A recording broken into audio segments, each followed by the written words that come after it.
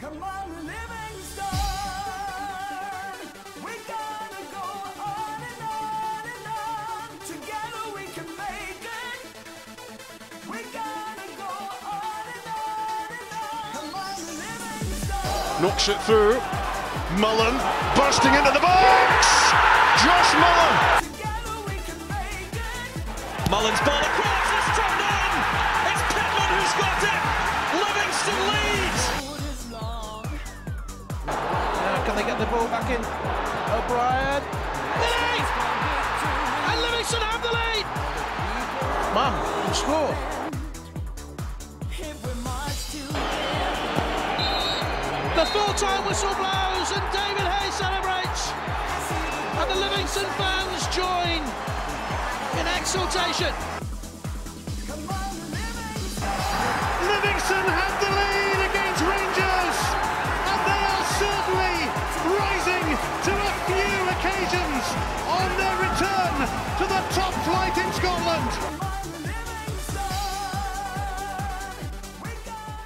Hello, you're listening to Talk Livi, the podcast dedicated to West Lothian's finest football team, Livingston Football Club, proudly sponsored by Stjarna Apparel.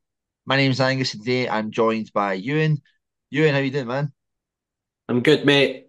Obviously, we're recording this Thursday afternoon off the back of our defeat at Rugby Park, which we'll obviously come on to in more detail shortly, was a bit of a sickener, to be honest. I thought there was so much to like about the performance, and that a lot of individual performances were very, very good, but it's just kind of summing up our season. There was a lot of positives in that performance, but we've not shown a killer instinct in front of goal and put a team to the sword, and unfortunately we've come away with nothing to show from it. But other than that, been pretty busy with work. I've got a wee night away at the weekend with Shannon, so looking forward to that. But what about yourself, mate? How you doing? Yeah, all right. Are Yeah, you just still the Dementor from last week? Is that what it is? Have I you think I've not calmed quite? down a little bit, and I think that first half I was just kind of like depressed, and then like the other one I just kind of like lost the head.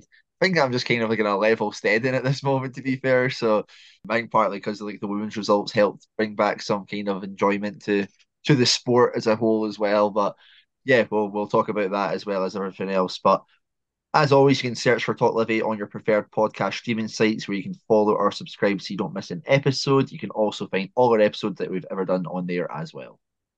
We'll kick things off by discussing our latest games on the road. First of all, a trip to Ibrox to take on a resurgent Rangers before a trip to Ayrshire to take on Kilmarnock, with unfortunately both ending in defeat for the Lions. Our women's side were in Scottish Cup action, and it would go all the way to penalties as the Lionesses secure a crucial spot in the quarter-finals. And finally, we'll look ahead to our Scottish Cup tie as the Lions look to make it a quarter-final double when they take on Partick Thistle at Firhill.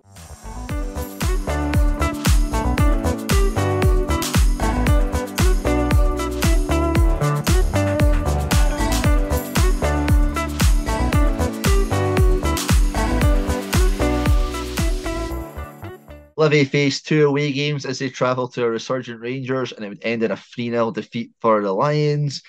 Ewan, I think that I prefaced this game as I couldn't give a F about this match. Following the result, I still couldn't give an F about this match.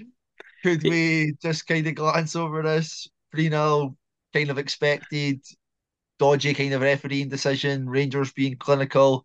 Does that sum it up? Pretty much so, yeah, pretty much so. I mean, it Great, thanks. was. You've been listening to Talk Livi. Nah, it was. I like how I said that I'd got that kind of out of my head in the intro. It's got me riled up reading that yet again. It didn't take long. It didn't take long. But no, I think it was to be expected, wasn't it? We knew fine well we would be going to Ibrox with men behind the ball, looking to try and nullify them as much as possible. And from what I could see, certainly it looked like we did frustrate Rangers for a large spell of that first half.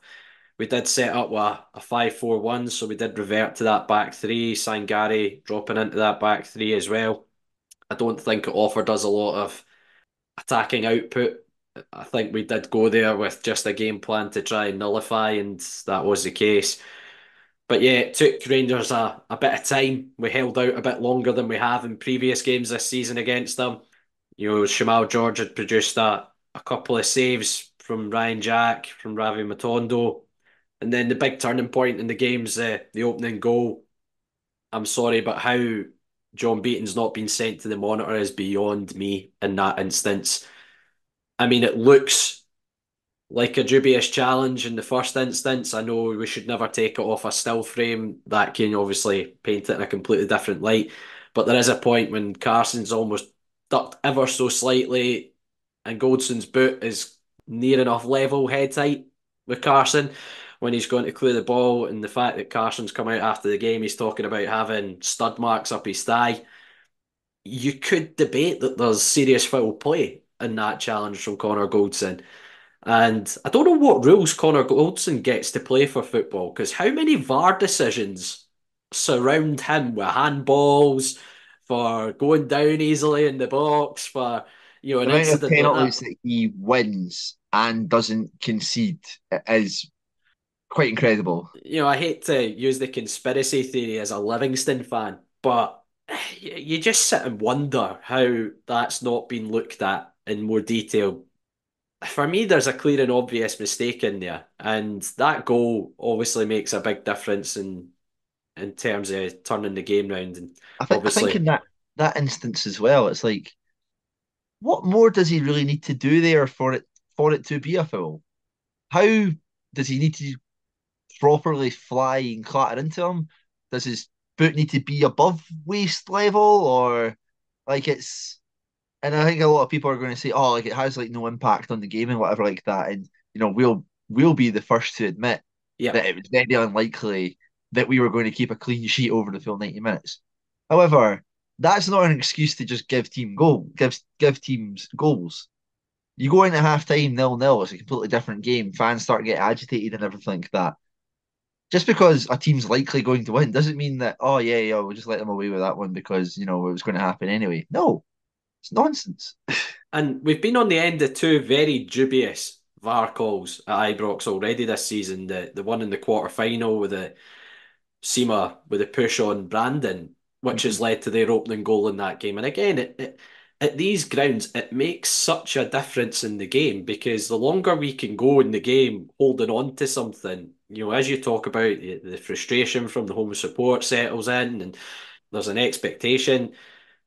And I fully agree with you. I wasn't expecting us to hold out the full 90 minutes in that game, but we might have had a game plan to get to halftime and maybe try and open up the game a little bit and make it a little bit different in the second half, because you can only try and go a bit toe to toe with Rangers for so long in particular at Ibrox, and it's the same when you go to Celtic Park. So you need to kind of pick your times to have a little bit of a go. But I just can't understand, as you say, where does that where's the line with that being a foul? For me, Goldson's action has stopped Carson having a clean attempt at clearing that ball. Even to compare it to a penalty that was given last night, Ewan, Kyogo takes a shot and then Joe Newell goes in to block it, doesn't block the ball but flies into Kyogo afterwards. Late challenge. Carson heads the ball away. Goldson comes into him flying, studs up. No foul given. Where is it? Where is the consistency on that? Exactly. But as we say, look, in the grand Oh, scheme the of old things, firm team's getting the benefit of I the know, doubt. Who imagine. the fuck?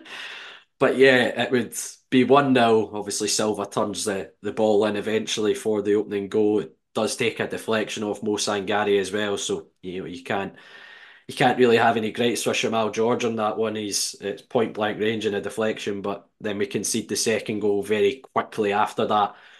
Matondo's allowed to come inside, and it's taken a nick off of Scott Pittman, and again, kind of wrong foot Shamal George, and there's not a great deal, but that's game over at that point. And then Rangers get the third goal very early doors in the second half. Todd Cantwell firing in. I've looked back at YouTube comments on our podcast, and some folk think we're kind of harsh on Shamal George, but for me, this one shot down his throat. I know Cantwell's hit it very well, but could he do a bit better? I don't know, but I think also in that build up to that goal, Io Obalai has to go and try and make contact, try and get a block in. in that situation on Cantwell. I don't think David Carson's tracked the run of Cantwell particularly well in that instance as well. But yeah, after that, it's just kind of damage limitations, isn't it? McCausland had an opportunity which Jamal George has made a save from. Dessers had a sitter that he's missed, and Yilmaz hit the bar as well with a long range effort. But I suppose the only positive you can take from that is that for large spells we defended okay, but yeah, there was zero attacking threat. I think zero shots on goal. The second time this season we've had a zero XG. Not that I'm into the whole XG stats, but yeah, we've essentially gone there with zero intent on trying to win the game. But it is what it is, isn't it? When you go to these places, and it was to be expected the run of form that we're in.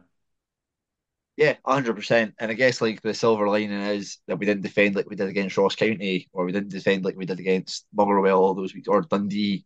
Like that's the kind of thing we've not given up goals where it's just like that would be even more frustrating if you went to Ibrox, defended fairly well, but then just handed them 3 or 4 goals on a silver platter with poor defending by ourselves. So I guess like in a way there's kind of good character there.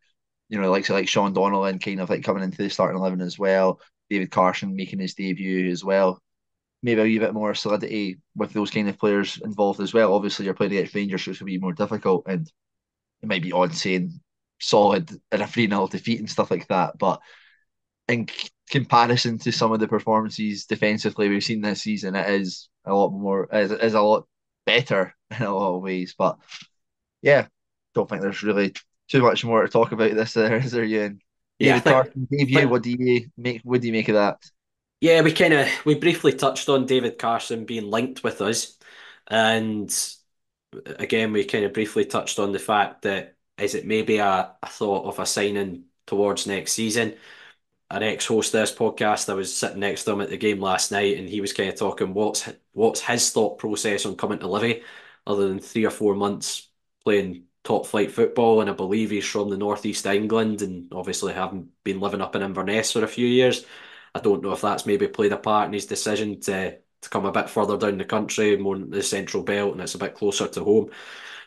So I don't know if that's a thought process in his decision making, but I'll come on to touch on David Carson a little bit more, certainly with the Kilmarnock game. And despite creating umpteen opportunities in the game, Angus, it's an absolute sickener near the end from Marley Watkins, which sees Kilmarnock come out on top with 1-0 victory in El Plastico. The Callum Carson derby, as it's now referred to, once they get rid of their plastic pitch. But for me, there was a lot to like about the performance. There was a lot to like about how we set up for the game. And it's just an absolute sickener, but it almost sums up our season and sums up our luck of very late where we have created opportunities in games and just not been ruthless enough. Yeah, sickener is the only way to kind of put it, to play so well. There's a lot of games that we've had this season where you go back to the 0-0 against Kilmarnock at home, where we've got a penalty and we've missed it and we've squandered a chance there. I think that's maybe easier to take in a lot of ways, James, because I don't think that we necessarily deserved too much from it. I don't think that you kind of went into that game and you could say that we actually created an awful lot there to merit even a victory or a draw. Same with like the game against like St Johnstone, like there's really kind of like small chances that have fallen, but over the course of the play, it's not really been that pretty a performance. However, by looking at like the highlights of the game yesterday and the way that people are talking about it, definitely seems the other way around. And I think that we've just been desperately unlucky in that situation where we've not been able to take one of the numerous chances that we've had, which I feel like this is a common line that we're saying every week in that now. When you're at the bottom of the table, you've got absolutely no luck. And that just sums up for that game last night. The application from the players was there. I don't think you can question that at all. Missing quite a few players for injuries, maybe a bit of like a makeshift. I think what was it, Jamie Brandon at like left back and stuff like that as well. But I don't think you can fault any of the performances or anything like that. It is just those kind of key moments that we've failed upon, which yeah, it's been the story of the last kind of couple of months for a lot of games. Yeah, it was such a frustrating one. We went back to playing a 4-2-3-1 in this game. As you mentioned there, it saw Jamie Brandon going in at left back. Big credit to Jamie. albeit I know Danny Armstrong was a doubt for the game, but he's been one of the most productive wingers in the league this year, and I think Jamie handled him exceptionally well throughout the game. I thought Io and Sean Donnellan came in at centre back. I don't know if that's telling that Michael Nottingham played at right back in the game and that maybe Davy sees Donnellan and Io as his centre half pairing going for the remainder of the season. But I'll even give some credit to Michael Nottingham. I thought he had a pretty decent game. In fairness to him, we were critical of him on our last podcast for his involvement in a few of the goals and our recent kind of results. And I'm even going to give a kind of big shout to Shamal George, new hair, new keeper, it seems. He pulled off in the second half. Obviously, Kilmarnock's first half performance was poor, very lacklustre. Second half, they tweaked their shape. They went to a 3-5-2. Shamal made a couple of really good saves in the second half from Liam Donnelly and Marley Watkins, a couple of headers. But there was a lot to like about the performance, and I said I would kind of single out David Carson. I was really, really impressed with him in the game, actually. He just does very simple things, but he does it very well and very effectively. I know Davy, obviously, we were linked with Andy Halliday, who would play in that sort of position. So it's obviously an area of the park Davy was wanting to address. And I don't know the fact that Andrew Shinnie played out on the right hand side the second half against Ross County when he came on last night. He played out on the right hand side as well. I don't know if this is Davy's way of trying to move Shinnie into that three in behind and utilise him further up the park. Was it maybe his idea to try to get a sitting midfielder? But David Carson, I thought he was destructive in the middle of the park. His use of the ball was really good. And I was just really impressed with him. Alongside him, Jason Holt, I thought was everywhere on the pitch. He was outstanding. So there's a lot of me that goes, there's question marks whether players have down tools. I think you could see a lot of that performance last night. I don't think that is the case. I don't think players have down tools. And I think we offered a constant threat on the break. Yengi played up top. I think a couple of times he was maybe left waiting on a ball coming to him rather than going and meeting it and causing an issue to Kilmarnock's back four in the first half, back three second half. Bradley and Mackay offered a constant threat, but we had numerous opportunities, in particular in that first half, to take the lead. There was a headed opportunity for Michael Nottingham. I think he could do better with, and it ends up a comfortable save for, was it Dennis, and goals for Kilmarnock. Dan Mackay's one where he's just offside. It looks like his shoulder, just because he's leaned ever so slightly, he's flagged offside. It was actually a very good move for the goal, and Dan Mackay takes it very well, but it's absolute fractions in it. Tete Yenge has a fantastic opportunity right on the stroke of half time. I question whether he should lift it. Dennis is off his line. He's committed to the dive. Could he lift it instead of trying to steer it into the far post? But we created ample opportunities like that, with Bradley found balls through the middle when he was coming inside. And I thought our first half performance was excellent. Second half, it was that way. You were expecting Kilmarnock to be a slightly different side. I wouldn't expect a Kilmarnock team under Derek McInnes to be as passive for a full game, and they tweaked their shape. They brought on Matty Kennedy on the left-hand side in the second half as well, and they started to get the ball wider. But I thought we defended our box really well. As I say, Shamal George pulled off a couple of saves from Donnelly and Watkins, but we still offered a decent threat ourselves. I thought Tete Yenge had a very good game up top, held the ball up really well. He manufactured a couple of opportunities to the likes of Pittman. He had a shot blocked. Dan Mackay had a couple of opportunities off that left-hand side. One that he's blazed wide and one that he's probably should make the keeper work harder for. But our glaring opportunity probably comes with Andrew Shinnie pulling the ball back to Mo Sangari, and Sangari's blazed it high and wide. You just can't pass up these opportunities. You just cannot keep passing up opportunities like that when you're in our position. And probably my only gripe with the performance and would maybe be the changes in the game, but I don't know how much that had to play to the fact that we were told that there were six players struggling for the game. I do think we lost a bit of pace in terms of our counter-attacking when Sangari came on that left-hand side and Shinnie came on the right for Bradley and Mackay. I don't know how big part that played in terms of losing a little bit of attacking threat. Although, as I say, that chance comes from the fact that those two subs are on the park. So Looking at like the reaction from Facebook and that, and there is always a wee bit of an overreaction when we lose a game now as well. A lot of people kind of bemoaning the subs, but I think as you said there, you've got Stephen Bradley and Dan Mackay and Tete Engie. Bradley, Mackay probably injured for the most part of this season, so they're probably still trying to build up that kind of match fitness. If we played on Saturday there, we've got an eye towards the Scottish Cup game as well. Do you want to be kind of trying to split game time Tete Engie as well? Is that his first start for us? yeah, his first start. So I'm not sure like what he would have done prior to joining the club and stuff like that, how often he would have been playing football, but you're probably talking about the best part of a month at least that he's not been kind of been playing first team football. So I think that makes sense. At least there's always going to be people who are going to pick apart certain aspects of a game, but at least for yourself there, you've had that kind of know-how in terms of you can look at it and understand why certain things may have happened rather than people just being like, what's he doing taking that player off for? Like, Well, sometimes you just got to the, kind of do it. the best one I saw on the forum was somebody bemoaning that we bought Bruce Sanderson on. And how many times have you looked on the forum about Yeah, about us not starting Bruce? So there's an element where you sit and go, you can't win. yeah. But There's a lot of people who just can't please them. I do appreciate that it might have had a factor in terms of game time, but I do think it gave us a little less in terms of intensity on the counter attack, and Kilmarnock get that winning goal. As you could probably expect, we discussed it in the preview.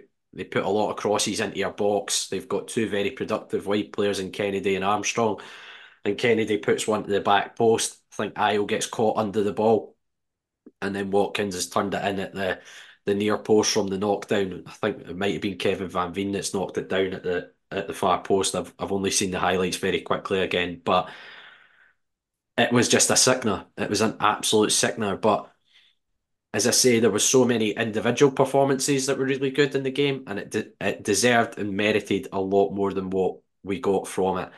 But it's just a very hard one to take, and you're sitting looking at Ross County's result on Tuesday night, getting absolutely hammered off Motherwell, and you're sitting going, is Derek Adams just that desperate to try and entice us into a relegation battle? And then he's decided to walk. You're sitting, is everything just going against us this year, and it is just our year? It's such a frustrating one. But as I say, I've seen glimmers of light in a few of our recent performances, despite the results obviously not going in our favour. And it just brings me back to, if only we'd made this tactical change sooner, could we have nicked more points and been right in amongst the mix to try and stay in the league? But we've got If a we'd really, switched to this around November, December time, tried to get those cobwebs out of the way, and then we'd be reaching this kind of time where you've got a wee bit of consistency behind you, a wee bit of momentum, and those kind of things should maybe click together. Yeah, who knows what would be different. but looking at our upcoming fixtures, it's St Mirren at home, Ross County away, Motherwell at home, St Johnstone away. I mean, if we're talking about last chance, we really are at our last chance in that run of fixtures, aren't we? 1,000%, yeah. I think we kind of said this at that spell there when we had Ross County at home as well as Dundee. Didn't go too well for us, but who knows? But I think it's just so important that we kind of just stick to what we're kind of doing right now. What we did in that Kilmarnock game, take that to St Mirren, take that to like St Ross County and that. Go and put some pressure on them, see like what we can do about it. Because St Mirren game and the Ross County away game and even the St Johnstone away game this season have been very, very poor, very, very defensive. I know that we got two draws out of two of those games, but we were shocking, to be honest. We didn't even attempt to kind of do anything against any of those sides. Let's go and have a go. We need to go have a go. I would rather us go down fighting than being too cautious, because if we're going to be too cautious and we get like a draw, it's not really going to do enough for us. We need to be brave, essentially. Yeah, I absolutely agree with you. We really do. And that performance last night, I thought was a brave performance, and We went to a Killie side who have got a renowned home record over the last couple of seasons as well. And I think we bossed them for large spells, in particular in that first half. I think, as I say, we merited a lot more from the game, but it is a case. There comes a point, right? Is that now 17 without a win? There comes a point where it has to end. We've talked about this when teams on these sort of runs come and play us, and you're going, the run has to end at some point. Surely it's coming. Like the win has got to be coming from somewhere soon. Yeah, I think that we always seem to be the team who gave teams that first win. Does somebody want to be really nice and give that? I happen to know somebody who's involved at St Mirren quite highly on the board, so I'll speak to Paul McNeil Is and he see if he got can any dirt on him? see if Paul can have a word and see if they can be charitable when they come and play us in a couple of weeks. But yeah, it's two very contrasting games, but overall the same result. No points to show for it, albeit there are some positives to take from the performances.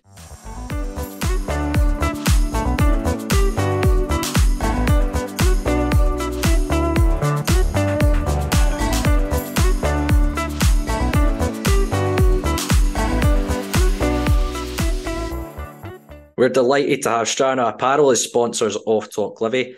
UK based with a Swedish soul, we are Strana. Strana is an independent fashion brand from Scotland who create high quality and stylish attire for on and off the terraces.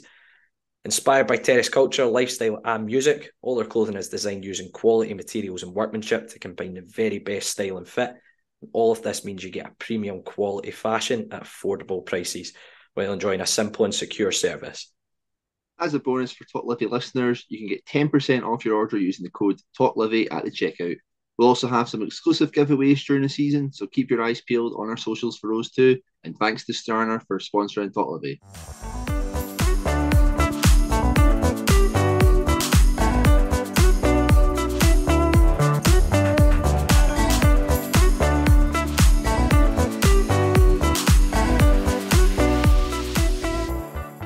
The Lionesses faced a Scottish Cup tie against the resurgent Gartcairn, and it would turn out to be a thriller. After finishing 2 each after 120 minutes, our ladies would secure a last 8 spot in the Scottish Cup. Angus proved to be some game in the end. It had a bit of everything. Oh, you, my little cold heart couldn't take any of it. It was Did it so give the dramatic. Dementor joy? Honestly, it was like the opposite. I was just like, anytime like the ball was going in our box and that, I was like, oh no, like I was. It might be the game that I've probably been like. It seems weird saying like most invested in, but like it was the game that I was like so kicking every ball, like clearing it. I guess the defense were clearing everything. Like I was like on the edge of my seat, like come on, like please, like hold on and stuff like that. But yeah, just a genuinely really, really entertaining, kind of exciting game of football for the neutral. And yeah, it was a tough one to kind of sit through at times just because of the kind of nature of the end to end kind of way that the game kind of went. I do think that, as you said, Gartcairn are quite resurgent. I do think that they are a lot better team than the league table suggests. I think we went and played them at their bit only a couple of months ago. They're sitting at the bottom of the table. I think we beat them 2-1, but I thought that they were very, very good that day, and they've got a good. This is actually something new, and this made me feel really old. Gartcairn only had one player born before 2000 in their squad. I mean, if it made you feel old, how do you think it makes me feel? I'm 33 this year. I was looking at that just for like obviously doing like the match updates or like substitutes and stuff like that, and I noticed that and I was like, that is wild. But that's a credit to that club, I think, as well, that in terms of the way that they're trying to like do things, and they have a lot of talented players within that team, and I think that showed throughout most of the first half. I don't think they necessarily created an awful lot, but I think that they definitely had the better share of possession. I think we were able to break down a lot of the kind of plays, like Jess Fee and Tash at the back were doing well to intercept any kind of through balls. We kind of sprung into life the last 5 minutes of the first half. I think there was a corner kick that kind of like whizzed right past the face of the goal. The goalkeeper tried to come for it. I think completely missed it. And I think that just sort of gave us a little bit of momentum in a way. It was quite weird that we suddenly seemed like, right, like the kind of like the lights turned on, that they're a wee bit vulnerable, they could maybe get at them and stuff like that. Because I think we had like a chance through, I think it was Ellie Begg had one before we ended up getting the goal. And, it's a very well taken goal.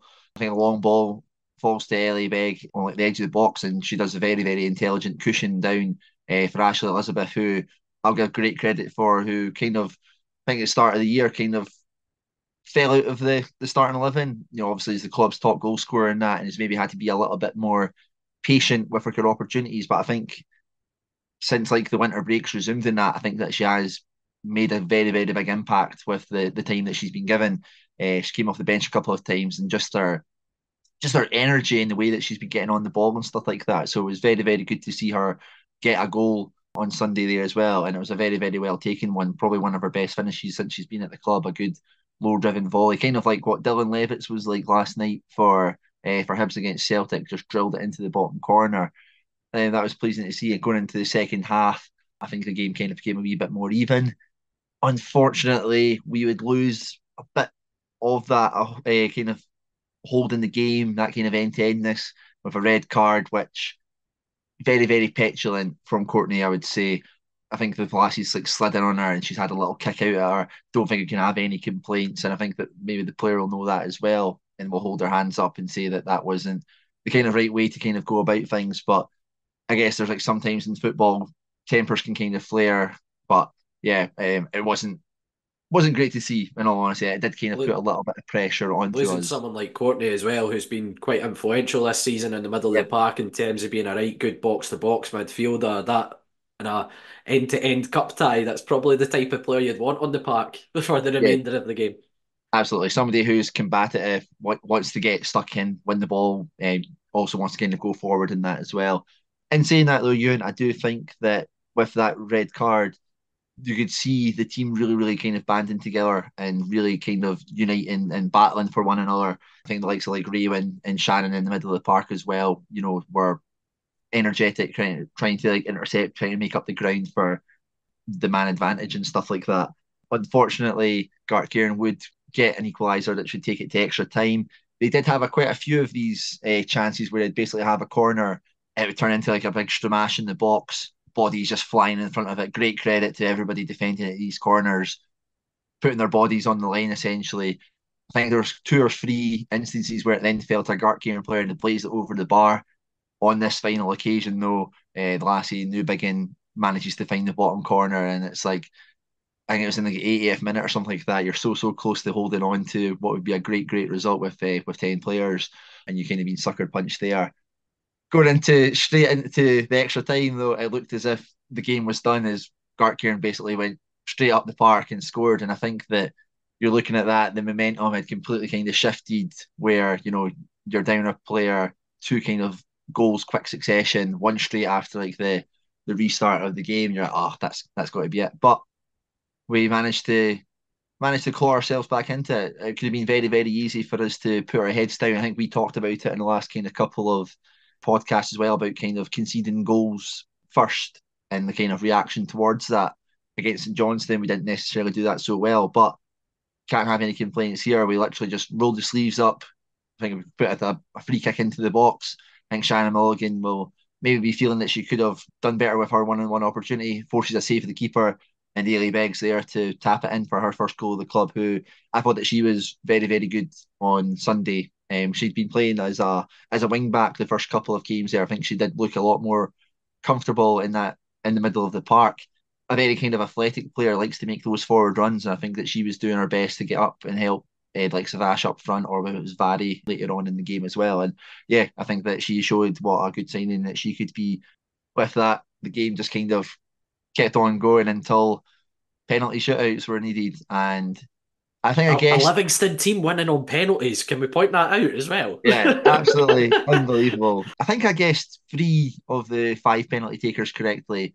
I didn't expect Natasha Frew and Bryony Ross to go up and take them just as centre halves, in all honesty. I don't want to discredit them, but they sure proved me wrong with 2 very well taken penalties. I think Barry Monroe's penalty was really, really exceptional as well, and Jen's completely wrong, sent the keeper the wrong way, slid it into the bottom corner. Great credit to all of them, great pressure behind them, and they've managed to put the spot kits away where they're needed, which for Livingston fans has been something that A maybe we novelty. can get.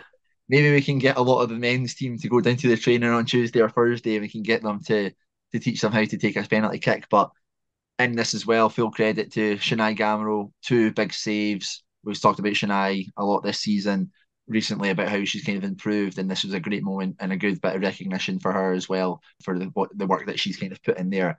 And I think just for the whole team in general as well, this was a very, very tough game. The circumstances of it as well. We had a lot of players as well, like Sharon Hughes-Lees came into the team, played 120 minutes after maybe not kind of playing over like kind of like half of football and that. Thought they did very, very well, and it's a good testament to players like that that have done very well when given that opportunity. Yeah, just kind of like a pleasing performance, pleasing afternoon. Good to see the team really, really banding together, fighting for one another, and they've been rewarded with a good cup tie home to Spartans. It's a great chance to even make the semi final because it is the two closest team, the team closest to us who is left in the competition. You have avoided, the absolute big guns and stuff like that. It's going to be a very, very difficult game, but it's one that we should look forward to, I think. Yeah, Spartans are a club I know very, very well, having coached there for the last kind of 5 or 6 years, and I know a lot of the girls as well who play in the Spartans women's side, like say Robin McCafferty, Alicia Yates, and Callie Gibb. I work with closely in terms of coaching. So yes, it'll be one I'll probably be trying to get along to. Two clubs Shouting very, abuse at very them, right? two clubs very close to my heart. But yeah, as you mentioned there, Spartans, I think league wise and SWPL one have struggled a bit more this year. They had a tremendous finish to the end of last season, went on a mad run of victories on the bounce and undefeated at the tail end of the season, but they have struggled a little bit more this year now in the lower reaches of the league. So, as you say, getting that cup tie at Livy as well, it's it's probably as good an opportunity as they could get in the Scottish Cup this year to have a go at getting to the semi-finals, and what an unbelievable achievement that would be. In fact, I mean, even just the fact that they're taking on a really established SWPL one side is a good achievement in itself, getting to the quarterfinals. I know they got a bye against Airdrie, but they've come up against a little bit of adversity in that game against Gartcairn and managed to get through it. So I think it makes for a really good cup tie, and it's good for them to get that opportunity to test themselves against a team at the highest levels in Scottish women's football. So I think, I would imagine as well that there'll be an element of prize money and stuff like that as well. I don't know what kind of because obviously we had to. There's like a thing with the finances where because it was a Scottish Cup game, like even like the gate was like split and stuff like that between the two teams. So even anything like that, like think of how amazing that is for the club if like it's a good couple, what a couple £1,000 or something like that. What that can do for even like the infrastructure of the women's game, helping like the girls' academies and stuff like that. I think that that's an exceptional kind of thing that could help massively as well. Just considering how this club's still in its infancy. You're probably talking that the Livingston Women's, I know obviously COVID kind of halted things, but actually being a club in that's probably still under 5 years, isn't it? To already be in like a quarter final of a Scottish Cup is remarkable. yeah, it's as I say, it's a fantastic achievement. I do appreciate they had a bye in one of their ties, but they still, as I say, faced a lot of adversity in that game against Gartcairn. But it's a great opportunity for them to test themselves against, as I say, a very well established SWPL one side in Spartans. And some of the girls that they're going to be coming up against have played age group international level and things like that. So it is a really good test for them. And Spartans, and I think the last couple of years have had decent cup runs as well. So they've been very effective. They're under new management as well. As of late, Debbie McCulloch kind of stepped down from the managerial position, and it's a guy I know very well, Jack Beasley, who appointed me as a coach at Spartans. So maybe What a his terrible judgment. decision that I know I was was. about to say maybe his judgment's a bit off. So yeah, but they've obviously got a new manager in, so they'll be looking to try and impress as much as they can between now and the end of the season, I'm sure as well. So I think it has the makings of a really good cup tie, but massive credit to the ladies for their performance at the weekend and the grit and determination to get over the line and into the hat for the next round. Yeah, and just the final kind of piece with obviously the January kind of transfer window kind of like shutting in that there is like a number of players who have kind of departed in that as well. would just like to wish all the best to the likes of Anna Murray, Gemma Mason, Stacey Calder, even going back to like Brogan Anderson, Erin Burns, who was featuring on Sunday. It was good to see her playing yet again as well. Shannon Todd as well. I hope that's everything. I don't think that I've missed anybody out.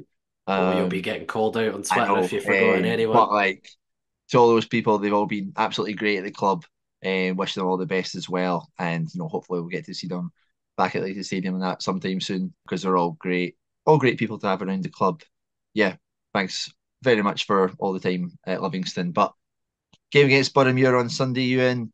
Hopefully a lot of people can come down. I think it's a 4 o'clock kickoff, which is a bit rubbish, but that'll What a be way an to sell exciting. it. Hey, I think it's there's been 2 games against Boroughmuir this season that have been quite close encounters, so it's one that would be entertaining. Hopefully, it's not too cold, too dark, but yeah, hopefully one that we can get a good 3 points in as well.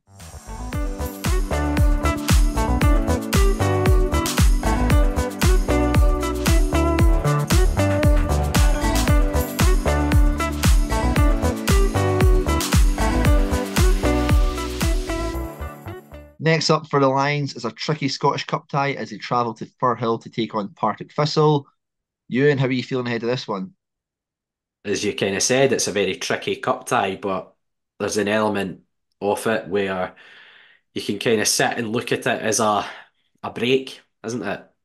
There's less pressure on this game compared to the league games at this moment in time with the run of form we're on, and there's almost a little bit of a relief about it, and maybe it allows the players to kind of play with the shackles off a little bit, and it's an opportunity to get to the last eight of the Scottish Cup, which we've not done since 2005 when we played Hearts at Tynecastle. I think we lost the game 2-1. Craig Easton scored our goal in the second half in that game.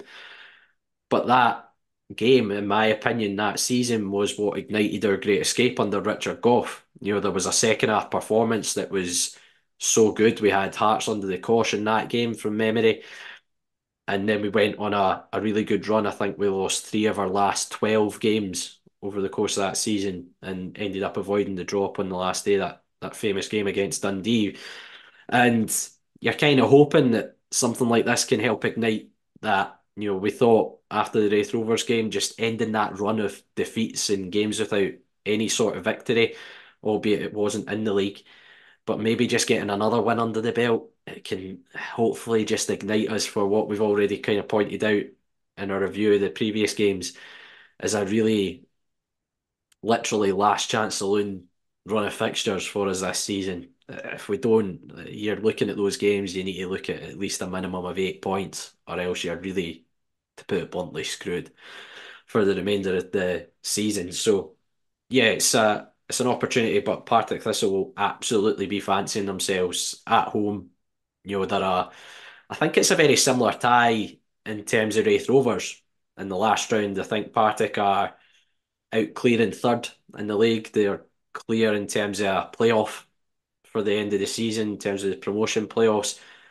And they've got an abundance of guys who have kind of chipped in with goals and assists this season, just to make a wee note of them. Brian Graham, who's been going on the go for years and years and years, but he's still producing the goods at that level. He's got 10 goals, Adaloy 6, Fitzpatrick 5, a boy we know very well, and Stevie Lawless has got 4 assists, and he's also got 4 goals and 8 assists this season. So, they've got plenty of players in that final third that can hurt you.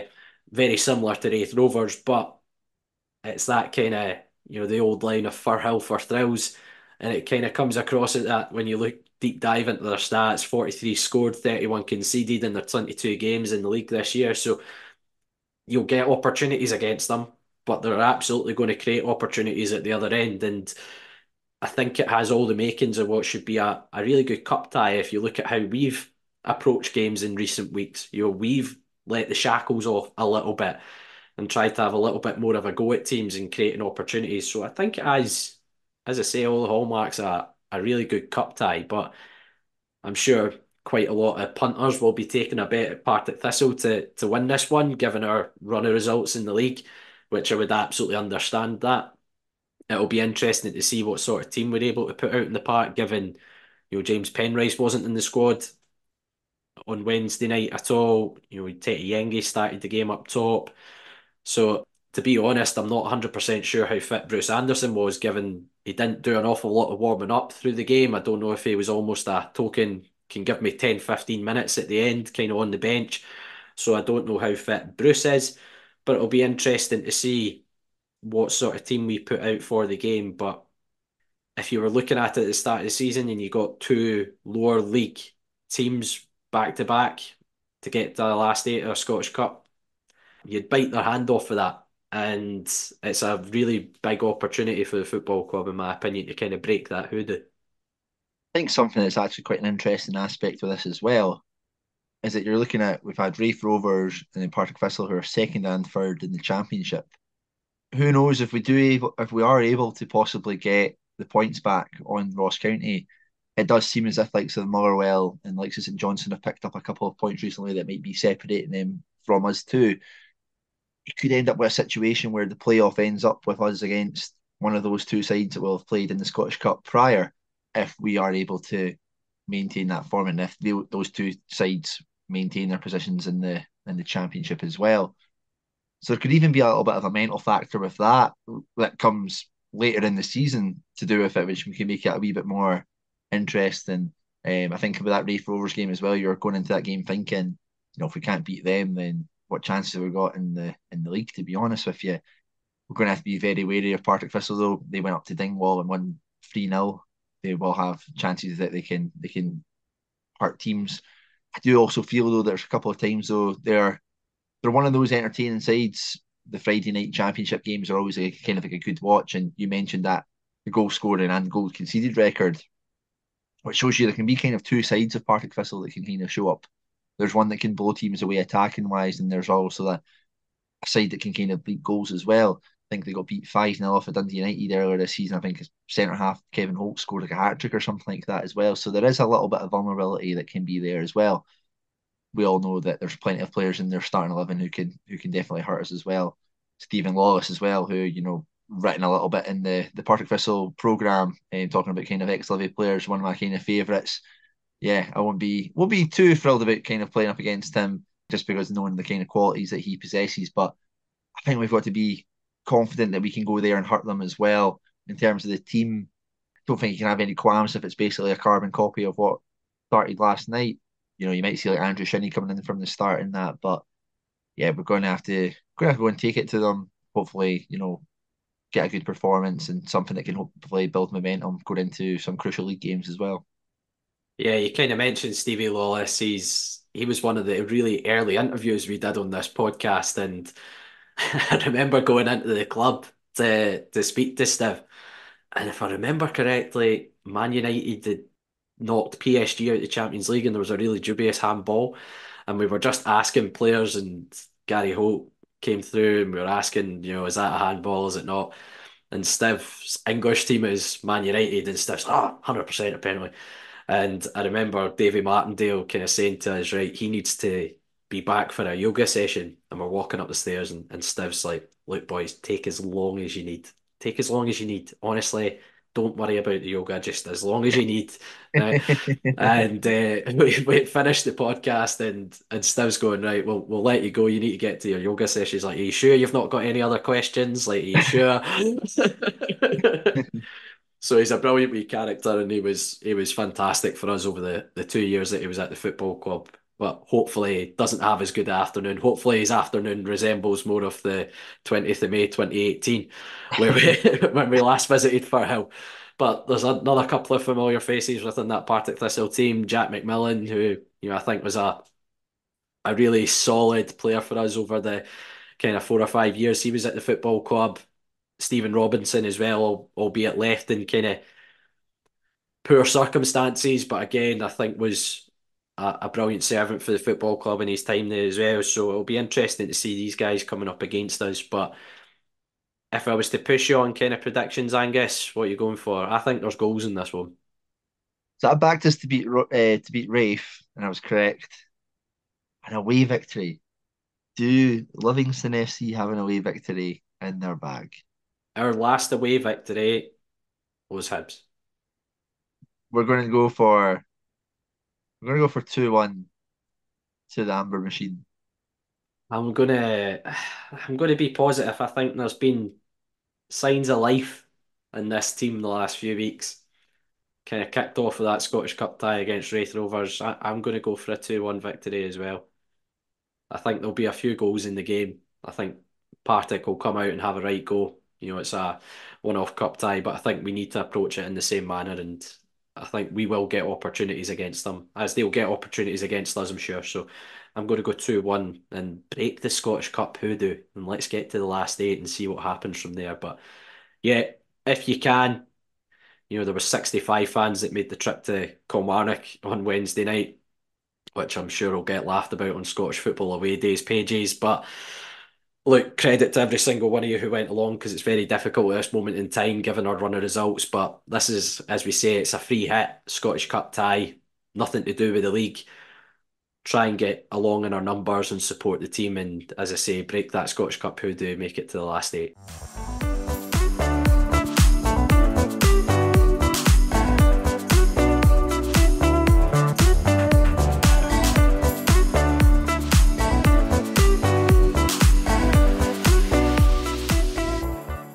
That's it for this week's episode of Talk Livi. As we always say, we really appreciate you tuning in every week, and we'd love to hear your feedback as well. You can leave us a review on iTunes or drop us a message on Twitter, Facebook, or Instagram. As Euan said, we're on Twitter, Facebook, and Instagram, so simply search for Talk Livi to find us. You will find all our links to our weekly episodes on there, and any shares and likes are always appreciated. All our episodes are available on all the usual podcast streaming sites, including iTunes and Spotify. We're also on YouTube, and we'd love for you to subscribe to the channel. If none of those options suit you, all you have to do is head to our website, talklivipodcast.libsyn.com, where you'll find every single episode we've done over the last few years. That's it for this week, and thanks to all our listeners for tuning in as always. Let's hope we're talking about Livy being in the last 8 of the Scottish Cup this time next week.